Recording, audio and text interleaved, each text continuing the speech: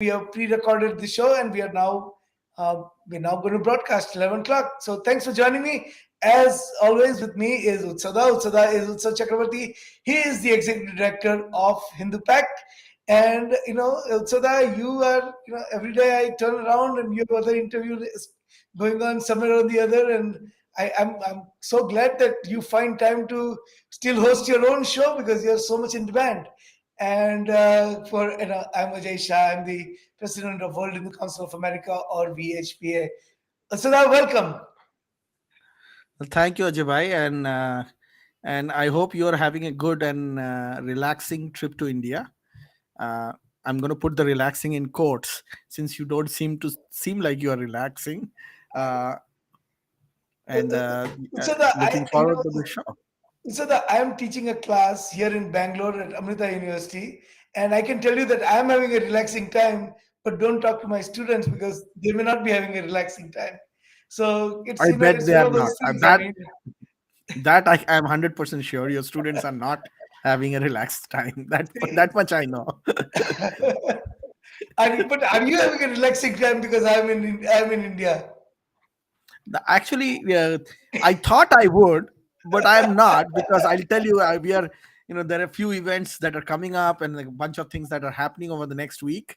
So I was going to share that information tonight. In fact, as we go through this event, I'm going to share that Yeah, information. why don't we do that? So let me first introduce the topics that we're going to talk about today. Today we are going to talk about Elon Musk and his ownership of Twitter, and talk a little bit about how Elon Musk's ownership is going to impact Hindus, or likely to impact Hindus, right? Because we've talked about Twitter and other social media networks controlling the narrative, and how that narrative has negatively impacted the Hindu community.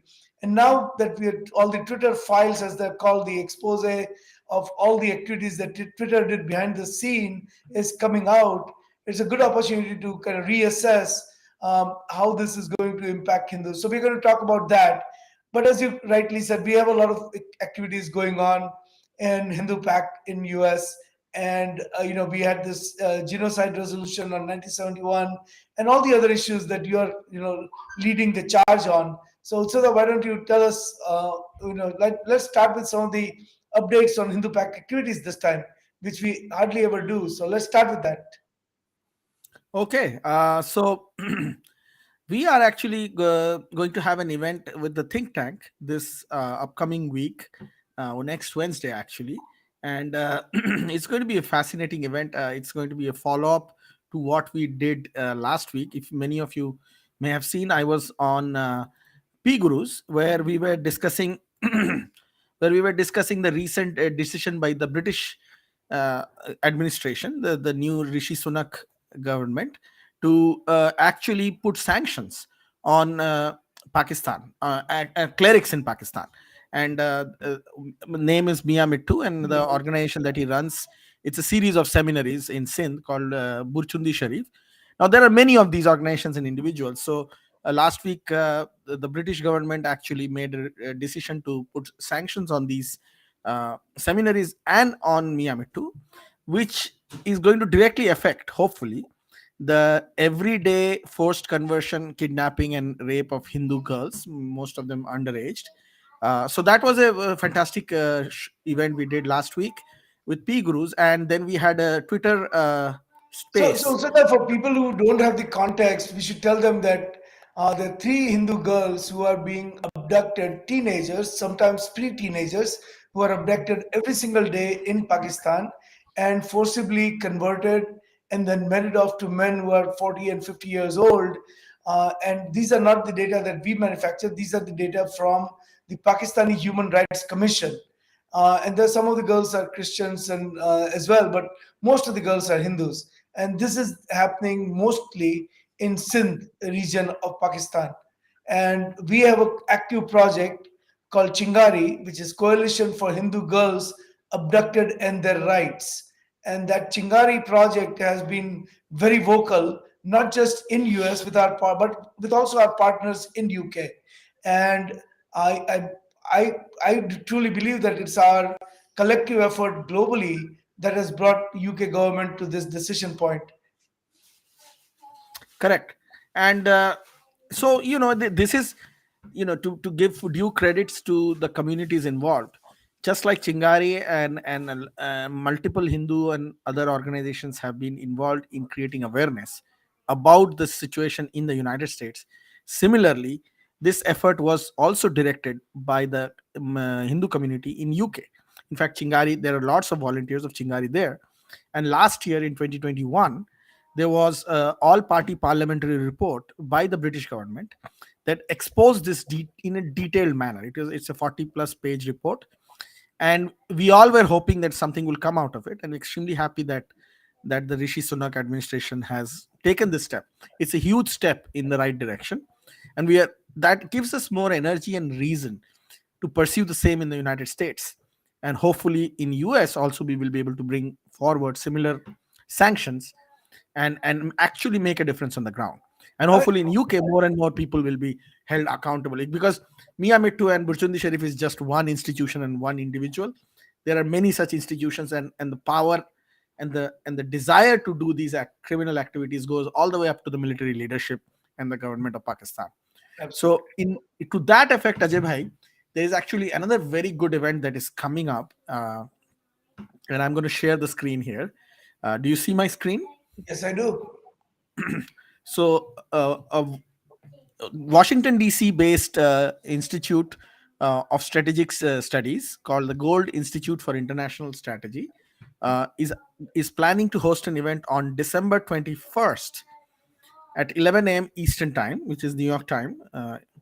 And this will involve, if you see so the same topic. It's about forced conversion of underage marriage of religious minority girls in Pakistan. And we have some really really good speakers across the religious spectrum. So we have a British expert on counterterrorism who looks at it from the Islamic gaze, from the Muslim gaze. His name is Noor Dahari. He's the executive director of Islamic Theology of Counterterrorism. It's an organization called ITCT. And then we have another extremely high profile and very active individual in this space. Her name is Christine Sequenza. She's a doctor, Dr. Christine Sequenza, who's the co-chair of IRF Roundtable on the global campaign to eliminate blasphemy and apostasy laws. She also has got deep understanding of this situation in Pakistan. So this should be a very fascinating event. Those of you who are listening to us should register. The registration, as you see on the bottom, is tinyurl.com minority in Pak. That's the Zoom registration link. You can also use the QR code.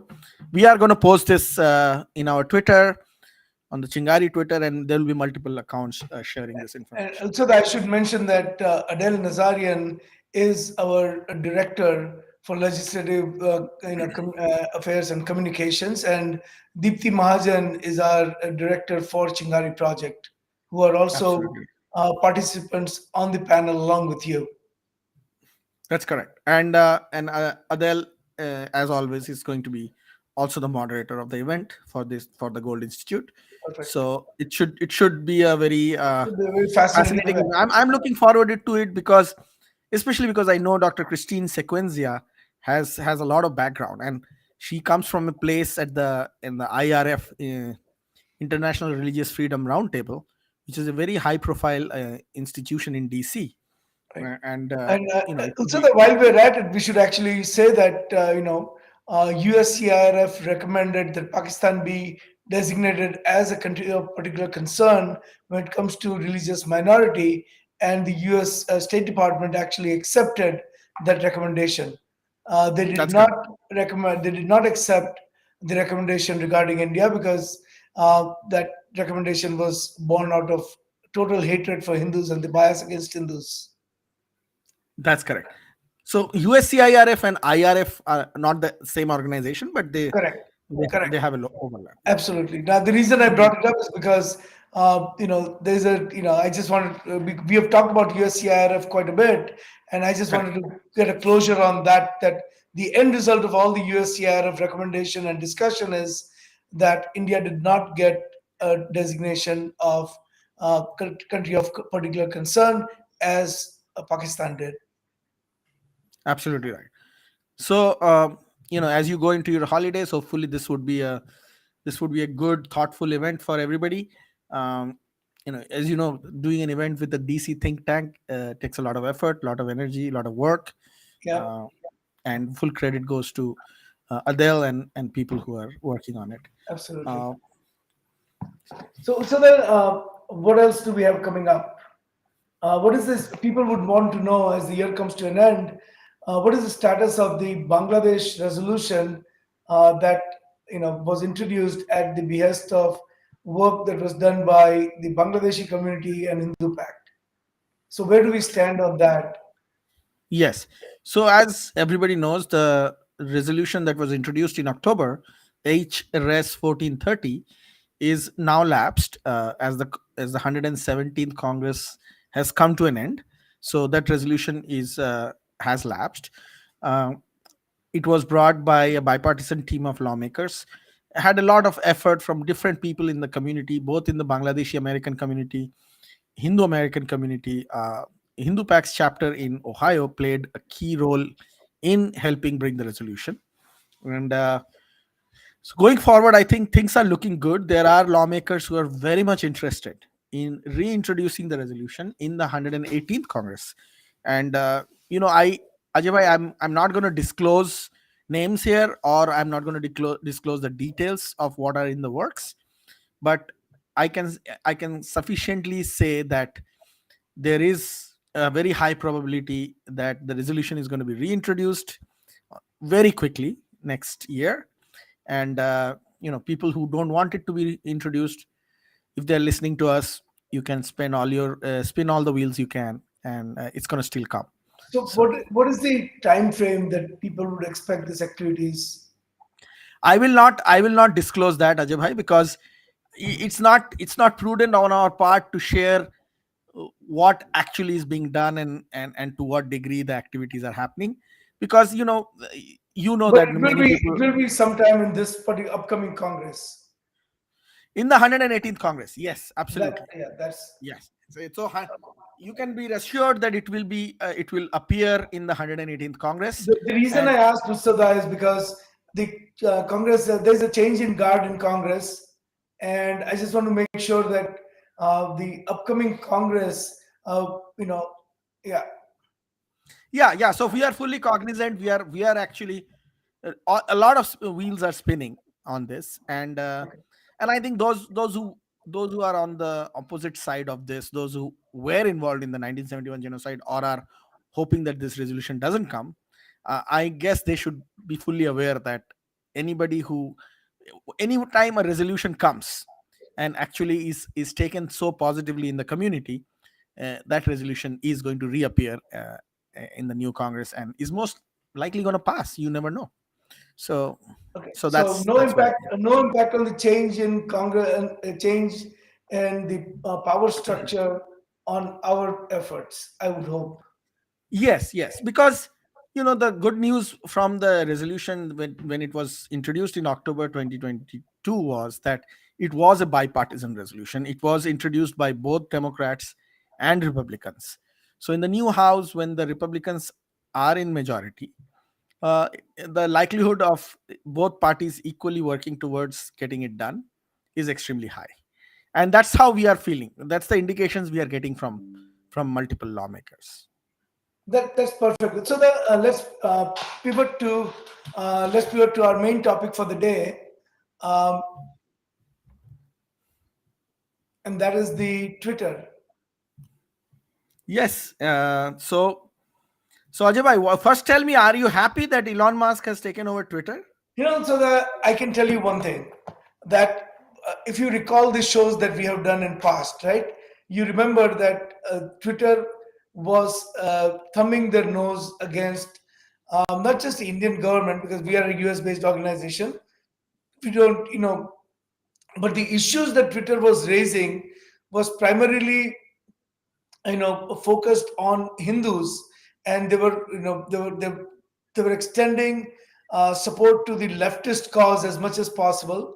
There's a false caste narrative that is being built, for example, in America, and the Equality Lab founder Tani Mori was in India along with Vijaya Gade, along with Jack Dorsey, who was the founder and then CEO of Twitter. They were in India and they raised the banners of Equality Lab banners. They, and they somehow made it appear that there is a huge caste issue going on in India. Sorry, in US, in the tech industry especially. So these are the kinds of false narratives that were promoted from the highest offices highest offices of Twitter. Even though these banners were raised in India, these slogans were raised in India. This was actually the intended audience was the uh, the woke activist community in US, which has explicitly partnered with all the people who absolutely detest and hate Hindus. These involve and they're all they're all supported by the Pakistani community and other people who have waged this war against Hindus in America. And So, Twitter Ajay bhai, became a tool. I want to quickly correct you in the so the person who actually met Jack Dorsey in India uh, from the Equality Labs team is a person named Sangafalli Aruna. Yeah, She's one of the authors of the fake caste report, correct. malicious. I should use the word maliciously Malicious fake caste report. Correct. caste report, But caste basically, it was survey. a fake survey that led to that Yeah, report. yeah. It was a Yeah, fake survey. So there were three authors in that survey. yeah, One was Sangapalli Aruna, who is here to the right of, from when you're looking at the screen, to the right of Jack Dorsey. And then you have Vijaya Gadde, who is on the left, and Vijaya is in the news because of the multiple criminal offenses she's going to be held accountable for while she has been in Twitter, especially in regards to American politics. Uh, and Sangafalli's role in the Twitter in the Equality Labs fake and malicious caste survey is so bad that she along with a girl named Natasha Dar, who is the granddaughter incidentally of one of the war criminals of 1971 genocide from Pakistan. So Natasha Dar was the other co-author. She's a Muslim American activist, and along with Aten Morrison. So there were three authors. Two of them, Sangapalli Aruna and Natasha Dar, actually are involved directly with Islamist groups. Sangapalli writes for Islamist newspaper called Two Circles, and yeah. obviously Natasha Published Dar out of Hyderabad, actually. published out used to be published out of Hyderabad. Now it's published out of US. It's not in Hyderabad anymore. Uh, Okay. so this is the vicious network that had access to the topmost echelons of Twitter. So to be able to imagine this, like for somebody so divisive, so destructive, and so maliciously targeted towards Hindus, or targeting Hindus, to have access to somebody like Jack Dorsey and Vijaya Gadde is in itself something to be worried about. And Absolutely. that shows the deep nexus that already exists in these institutions and how they have penetrated these institutions. So that's the first step. I think the fact that Elon Musk has taken over Twitter and has kicked out Vijaya Gadde and all these cabal around her is itself a positive news for Hindus. Yeah. Uh, and if you scroll slightly down, maybe you can tell us what Barry Weiss is saying. So Barry Weiss has, there is a whole, actually over the last couple of weeks, there have been four major releases on Twitter Now side. So six. Two more came out. six, yeah, Six. so six major releases, and in each one of those, it is a revelation in terms of the level of political interference, lack of free speech, and direct connection with governmental agencies, and the amount of role the governmental agencies, including the FBI, had been playing in regulating Twitter.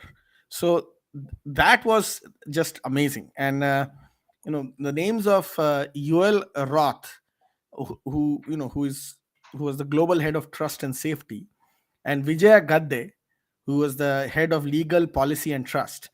These two names keep coming up again and again and again and again, and I think That's part of these revelations that are coming out. And what is Barry Weiss's role currently?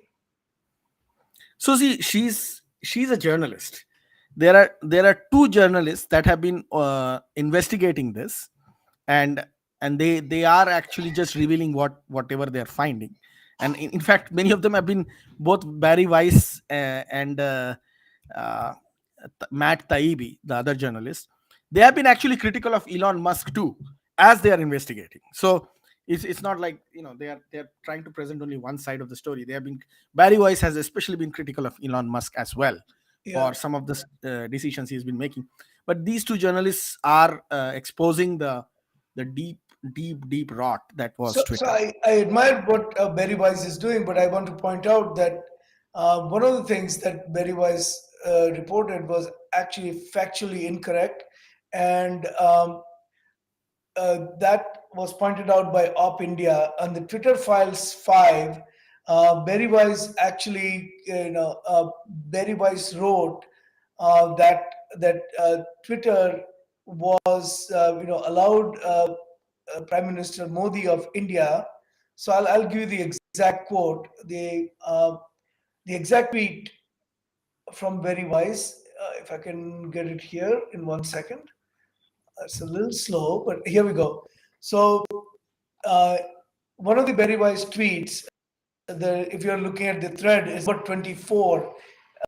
She writes that in early February 2021, Prime Minister Narendra Modi's government threatened to arrest Twitter employees in India and to incarcerate them for up to 7 years after they restored hundreds of accounts that had been critical of him.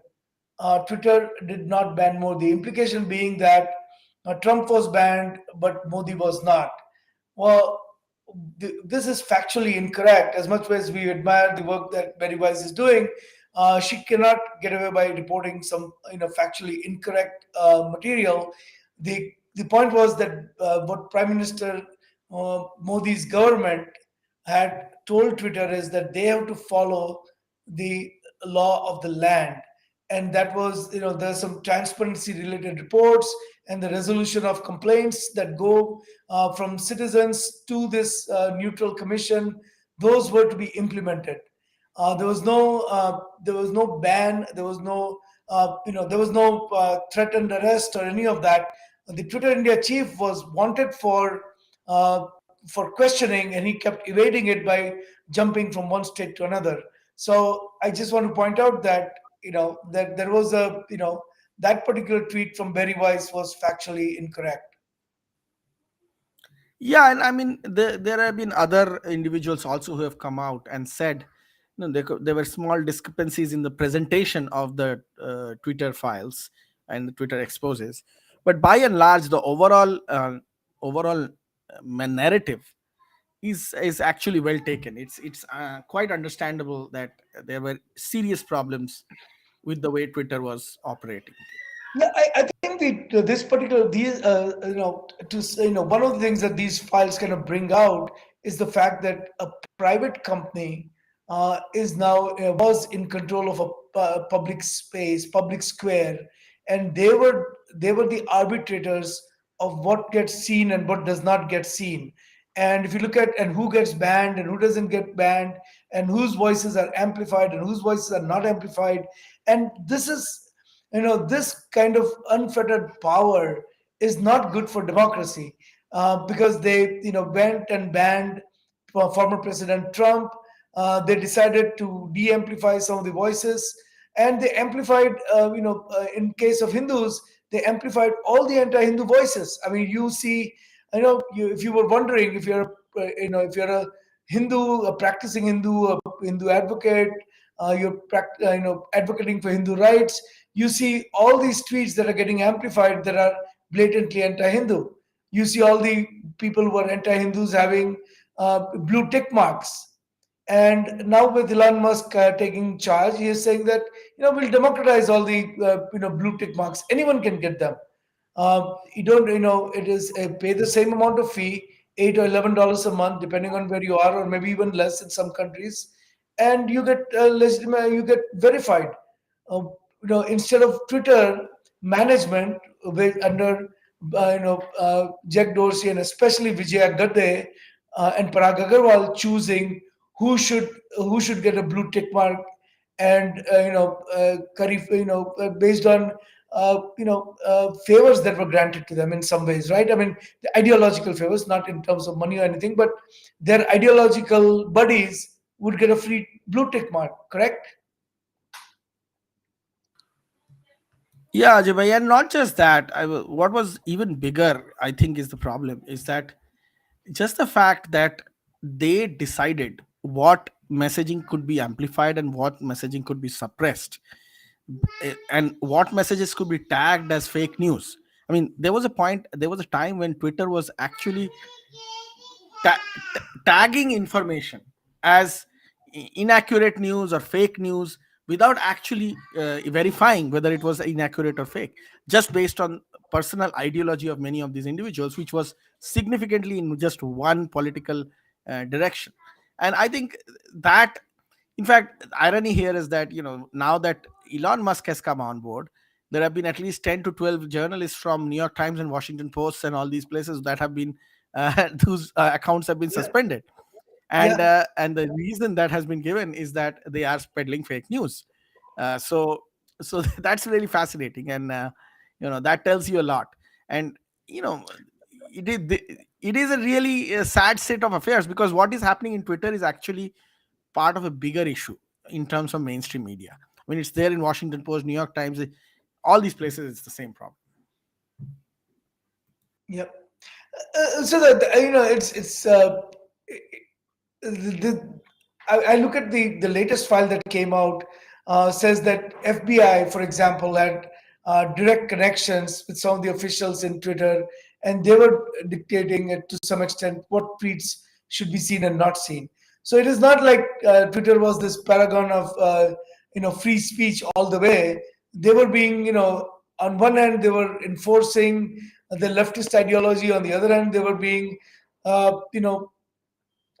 were following following the diktats of the FBI, and then when they go to in countries like Iran, they would let ayatollahs post freely on Twitter. But when it came to Hindus and country like India, which are majority Hindu, they control the narrative and go to the court saying that they should have complete freedom on who to block and who to amplify. Yeah, yeah, yeah. But I think that that ship has sailed now, and there is going to be corrective repercussions within Twitter, and as that happens more and more, you will see the curtain of irony falling more and more, as the same people who were used to enjoy banning other people are now going to be banned, and the irony would be really I mean, these are the fantastic. people who were against democracy, against freedom of speech, and against basic human rights. They absolutely deserve to be banned. Usada, are you happy that Elon Musk took over Twitter? I think so. I just want. I'm happy with the basic fact. There are many things Elon Musk is making mistakes on, and you can criticize Elon Musk for those mistakes, and we will. But I think the larger direction of the of breaking the absolute monopoly of left-leaning pro-Islamist oligarchs in US over news, information, and politics is being challenged. I'm not saying it's been broken, but at least there is one Yeah, billionaire out there who is challenging the many, many, many, many other billionaires who are who have a single agenda, a right. single-minded political outlook. And I think just this challenging itself brings more democracy to the information space. And I think that is why I like what Elon Absolutely. Musk is doing. I mean, it was long overdue, and So the I mean, at some point, somebody had to tell these people that they're lying. Absolutely, absolutely. I couldn't have put it better. Hey, Usada, I have the students waiting. I have to get back to my class, but thank you for taking time out and pre-recording this show. And we'll do it again next week. And next week will be even more exciting because we'll have more Twitter files and a lot of other issues to cover, including a significant good news that has come out of Cambridge University. And I'll just whet your appetite. A 4,000-year-old code of 2500, 2500. 4,000 no 4,000-year-old code of Panini's grammar has now been finally cracked. So I know that they said 2,500. They said 2,500. I think that is much older because Panini's grammar is older Is than older than, 4,000 yeah. 2,500 I years. understand. Yeah, yeah. I'm just saying So what the news said. Yeah, if the news said 2,500, I added another 15 to make up for the error. But yeah. we'll talk about it next week because this is a huge advancement in understanding of Sanskrit.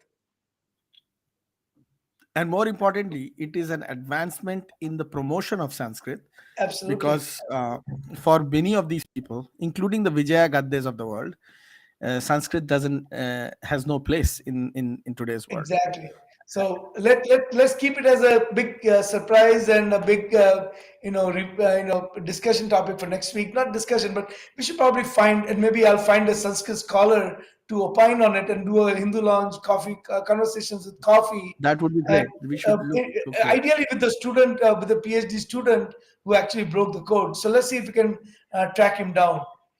Eh, That So makes a lot of thank sense. you very much. I appreciate you doing this show.